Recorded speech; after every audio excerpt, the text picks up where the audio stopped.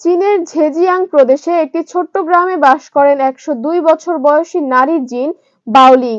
তার জীবনযাপনের গল্প সম্প্রতি ইন্টারনেটে আলোড়ন তুলেছে, বহু মানুষের মন জয় করেছে। শত বছর বয়স হলেও জিন এখনো খুবই বুদ্ধিদীপ্ত এবং শারীরিকভাবে সুস্থ।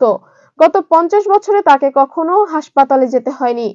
জিন প্রতিদিন সকাল ৯টায় ঘুম থেকে ওঠেন, সন্ধ্যা ৭টার ভেতরে তিনি রাতের খাবার শেষ করে ঘুমোতে চলে যান।